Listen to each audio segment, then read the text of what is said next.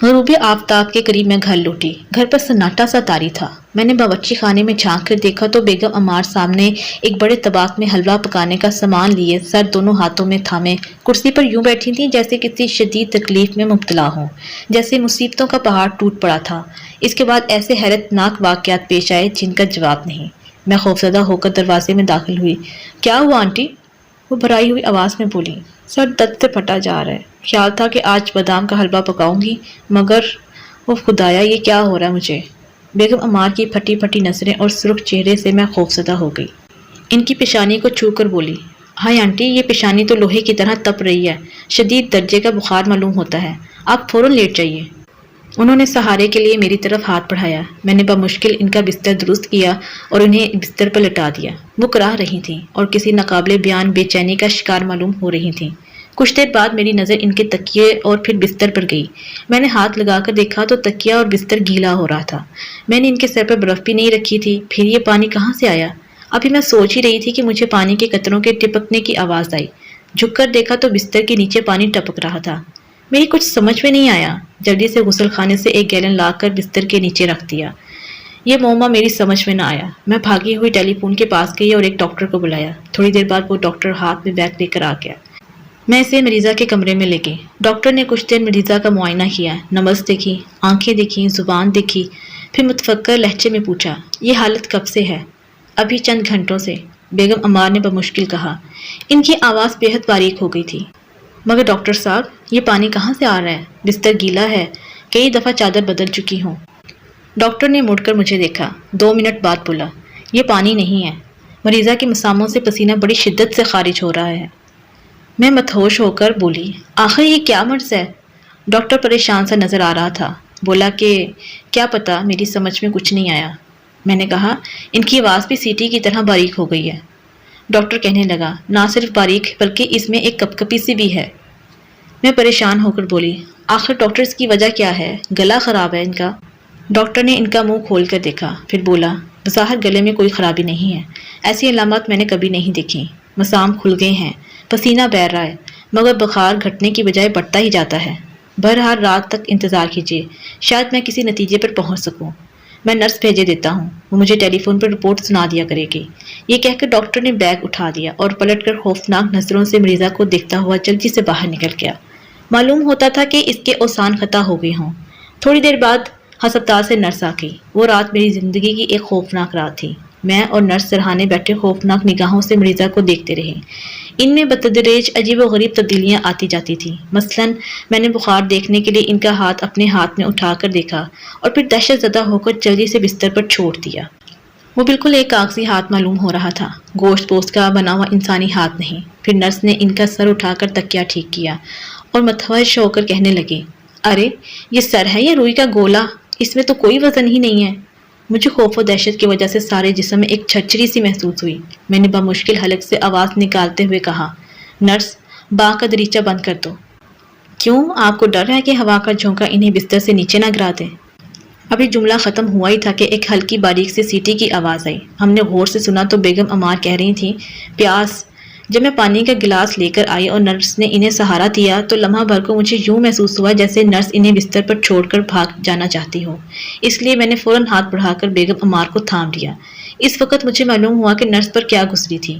بیگم عمار بالکل ایک بے وزن سی کاغذ کی گڑیا معلوم ہو رہی تھیں۔ رات بھر ہم بستر کی چادریں بدلتی رہیں کیونکہ وہ ہر آدھے گھنٹے کے بعد پسینے میں شرابور ہو جاتی تھیں۔ صبح 4 بجے کے قریب میں اتنی تھک گئی تھی کہ میرے لیے بیٹھنا محال ہو گیا تھا۔ اس لیے میں نرس کو مریضہ کے پاس چھوڑ کر گھنٹے 2 گھنٹے آرام کے لیے اپنے کمرے میں چلی گئی۔ مجھے بستر پر لیٹے نصف گھنٹہ ہی گزرا ہوگا کہ نرس نے زور زور سے میرا دروازہ کھٹکھٹانا شروع کر دیا۔ میں گھبرا کر اٹھی، دروازہ کھول کر دیکھا تو نرس کھڑی کانپ رہی تھی اور کہہ رہی تھی کہ مجھے چھٹی دے دیجیے۔ مریضہ کا کیا حال ہے؟ آپ خود چل کر دیکھ لیں۔ میں بدحواس ہو کر نرس کے ساتھ مریضہ کے کمرے کی طرف بھاگی۔ ڈرتے ڈرتے دروازہ کھولا، بستر پر نظر ڈالی اور پریشان ہو کر بولی، بیگم عمار کہاں گئیں؟ نرس لرزاں تھی، بولی، یہاں ہیں۔ میں نے بستر کی چادر ہٹا دی۔ حیرت و استجاب سے میرے منہ سے چیخ نکلنے کو تھی جسے میں نے ضبط کر لیا۔ میرے سامنے بستر پر بجائے لہیم و شہیم بیگم عمار کے ایک 7-8 سال کی بچی پڑی تھی۔ ننھے ننھے ہاتھ پیر، مختصر سا نقش، چھوٹا چھوٹا سا سر۔ میں خوف سے کانپتی ہوئی دروازے سے باہر نکل کر باغ کے زینے پر جا کھڑی ہوئی اور نرس کو آواز دی، نرس باہر آ جاؤ، مجھے یہ بتاؤ یہ حیرت انگیز تبدیلی کب اور کیسے ہوئی؟ نرس ہکلاتے ہوئے بولی، بس مجھ سے کچھ نہ پوچھیے، ایسا مرض میں نے کبھی نہ دیکھا نہ سنا۔ رات بھر میں پسینے سے تر کئی چادریں بدلتی رہی اور مریضہ گھلتی چلی گئیں۔ میں نے ڈاکٹر کو 2-3 بار یہ حالات سنائے ہیں، انہوں نے کہا کہ یہ مرض انسانی مرض نہیں معلوم ہوتا۔ کیا؟ میں نے چیخ کر کہا، تو پھر اور کیا مرض ہے یہ؟ مجھے کچھ نہیں معلوم، مجھے جانے دیجیے پلیز، نرس نے جلدی سے اپنی تمام چیزیں سمیٹتے ہوئے کہا۔ تھوڑی دیر بعد میں اس خوفناک مریضہ کے ساتھ اکیلی رہ گئی۔ میں نے ڈاکٹر عمار کو تاکیدی تار دے دیا کہ وہ فوراً واپس چلے آئیں۔ دوپہر کے 11 بجے مقامی ہسپتال سے 3-4 ڈاکٹر عمار کو دیکھنے آئے۔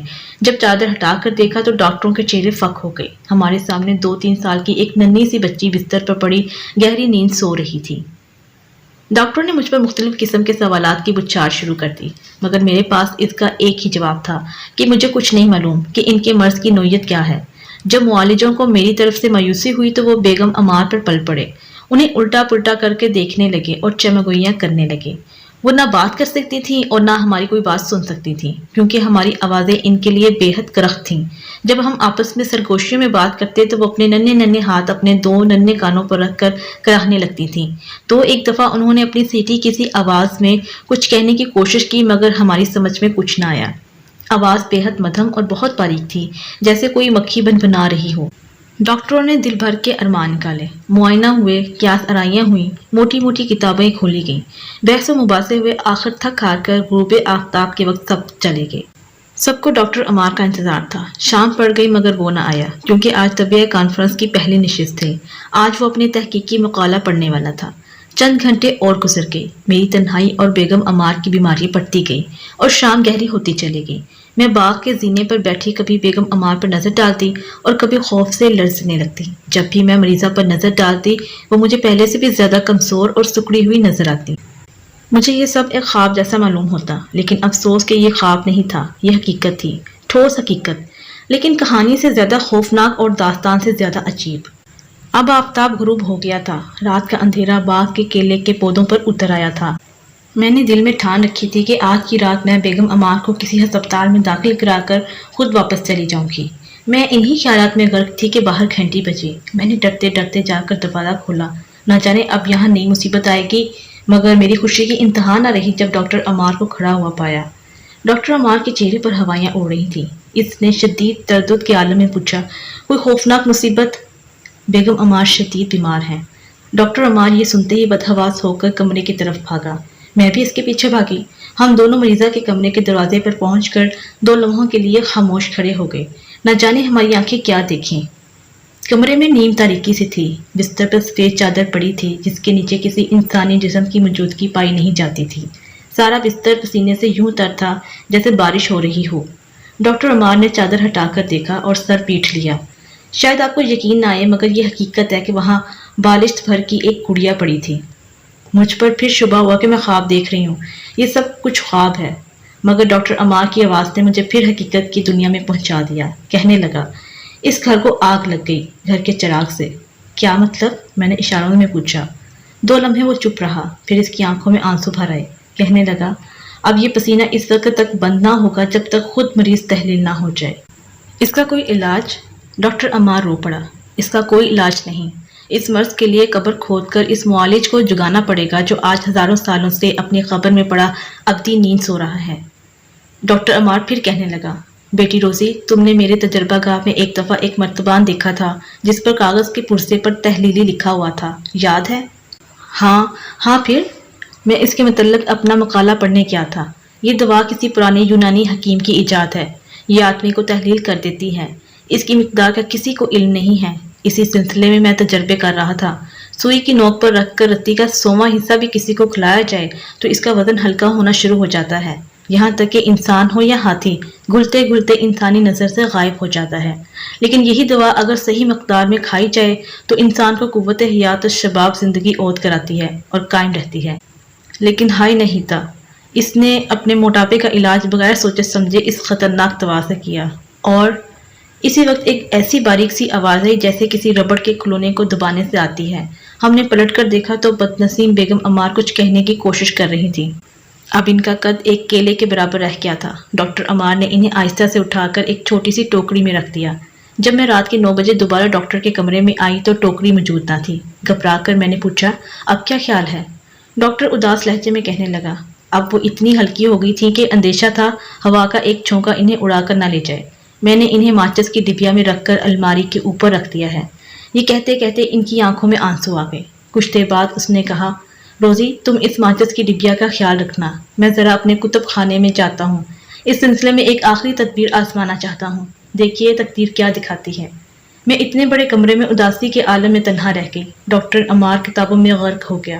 رات کے 11 بجے ڈاکٹر عمار اپنی تجربہ کار سے باہر نکلا۔ اس کا چہرہ دیکھ کر میں سمجھ گئی اب اس کی ساری امیدیں ختم ہو گئی تھیں۔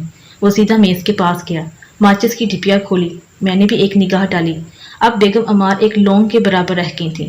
ڈاکٹر عمار نے چھری کی نوک پر انہیں احتیاط سے اٹھایا اور غور سے دیکھنے لگا، پھر انہیں ڈبیا میں بند کرتے ہوئے ایک آہ سرد بھری بولا، اب کوئی امید باقی نہیں رہی۔ دریچے سے باغ کی فرد بخش خشک ہوا کے جھونکے اندر آنے لگے۔ میں کوچ پر نیند دراز تھی، 2 دن اور 2 راتوں کی جاگی ہوئی تھی، اس لیے میری آنکھ لگ گئی۔ لیکن 12 بجے ڈاکٹر عمار کے دردناک لہجے نے مجھے جھنجھوڑ کر اٹھا دیا۔ وہ رو کر کہہ رہا تھا، ہائے نہیتا، اب نہ جانے کہاں ہو۔ ماچس کی ڈبیا کے اندر غور سے دیکھنے پر بھی کہیں لگی ہوئی نظر نہیں آتی۔ تھوڑی دیر ہوئی، جھینگر کی آواز سے بھی زیادہ باریک آواز نہ جانے کہاں سے آئی تھی، اب وہ بھی بند ہو گئی۔ یہ کہہ کر وہ سسکیاں لینے لگے۔ پھر جب ذرا سنبھلے تو فلک شگاف آواز میں پکار کر پوچھا، ناہیتا کہاں ہو تم؟ میں نے کمرے کی ایک ایک چیز اٹھا کر دیکھا۔ کاغذ کا ایک پرزہ، میز پر رکھی ہوئی دوات، قلم کی ٹوپی، غرض سب کو جھاڑ پھونک کر دیکھا، مگر معلوم ہوتا تھا تحلیلی اپنا کام کر گئی تھی اور مریضہ فضا میں گھل چکی تھی۔ خوف و دہشت نے مجھے بدحواس کر دیا۔ میں صوفے پر بیٹھے بیٹھے کانپنے لگی۔ ادھر ادھر نظر ڈالی تو ڈاکٹر عمار نظر نہ آیا۔ کمرے میں اپنے آپ کو تنہا پا کر میں اور بھی ڈر گئی۔ اتنے میں باغ کی طرف سے مجھے پھاوڑے سے زمین کھودنے کی آواز سنائی دینے لگی۔ میں نے دریچہ کھول کر باغ میں جھانکا۔ ڈاکٹر عمار مزدوروں کی طرح پھاوڑا لے کر زمین کھود رہا تھا۔ میرے سہمے سہمے اوسان خطا ہو گئے۔ میں باغ میں نکل آئی، چیخ کر پوچھنے لگی، ڈاکٹر آپ کیا کر رہے ہیں؟ آپ؟ قبر کھود رہا ہوں، اس نے زور سے پھاوڑے کی ایک ضرب لگا کر کہا۔ کس کے لیے؟ مگر اس نے کوئی جواب نہیں دیا۔ وہ بھاگتا ہوا اپنی تجربہ گاہ میں گیا، وہاں سے ایک نیلے رنگ کا مرتبان اٹھا لایا جسے میں نے پہلے بھی دیکھا تھا اور جس پر لکھا تھا تحلیلی۔ میرے دیکھتے ہی دیکھتے ڈاکٹر عمار نے مرتبان اٹھا کر قبر میں انڈیل دیا اور ایک ہلکے سے جنون خیز قہقہے کے ساتھ بولا، زمین کے خفیہ اور پرسرار دفینوں میں 3000 سال پرانے خزانے کا اضافہ ہو گیا۔ اور اس نے پھاوڑا ایک طرف کو پھینک دیا۔ مگر اب سوال یہ رہ گیا کہ ڈاکٹر عمار شادی شدہ ہے یا رنڈواں؟